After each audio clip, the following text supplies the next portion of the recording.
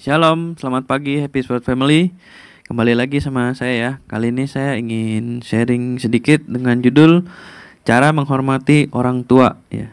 Jadi pertama-tama saya ingin kita sama-sama melihat gambar ini ya.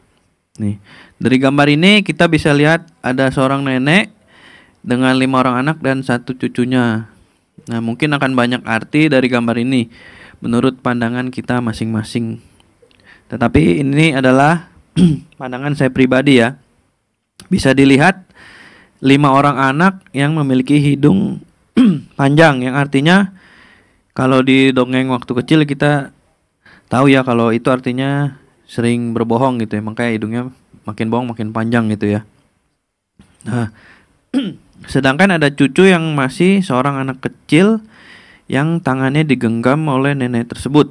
Nah, kalau menurut saya nih alasan neneknya megang anak kecil tersebut ya tidak lain karena si nenek ini tuh bisa ngerasain gitu ya ketulusan, kepolosan dan kebaikan dari cucunya yang memang masih kecil gitu ya dibandingkan sama 5 anaknya yang sudah dewasa yang hidungnya panjang tuh kita dilihat di gambar itu ya.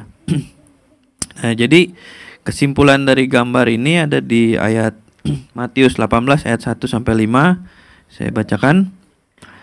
Judulnya Siapa yang terbesar dalam kerajaan surga. Pada waktu itu datanglah murid-murid itu kepada Yesus dan bertanya, siapakah yang terbesar dalam kerajaan surga?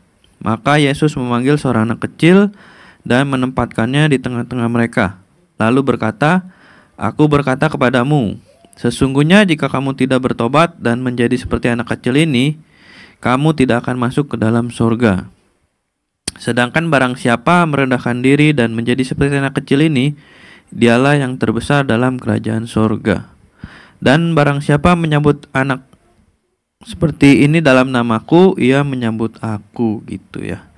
Jadi salah satu cara untuk menghormati orang tua adalah kita harus menjadi seperti anak kecil ya, yang polos, mudah memaafkan, tidak dendam, dan menerima apa adanya ya. Jangan seperti kelima anak yang berhidung panjang seperti di gambar ya. Ya, saya juga ada sedikit cerita gitu ya. Kalau si Ben kan main sama sepupunya tuh bentaran berantem. Tapi bentaran dia lupa tuh, dia main lagi tuh. Jadi dia masih ya nggak dendam gitu ya. Jadi mudah maafin terus main lagi, nggak kayak orang dewasa kan dikit-dikit baper, kesel, nggak mau main lagi segala macam ya.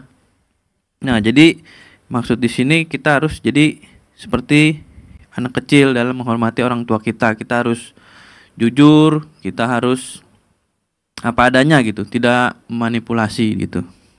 Oke, firman sampai di sini, mari kita berdoa. Selamat pagi Bapak, terima kasih atas hari ini. Kami boleh bangun, kami boleh mendengar firman-Mu Tuhan. Biarlah Tuhan ajar kami untuk menjadi seperti anak kecil Tuhan dalam menghormati orang tua kami ya Bapak. Terima kasih Tuhan, di dalam nama Tuhan Yesus kami berdoa haleluya. Amin. Dah, God bless you.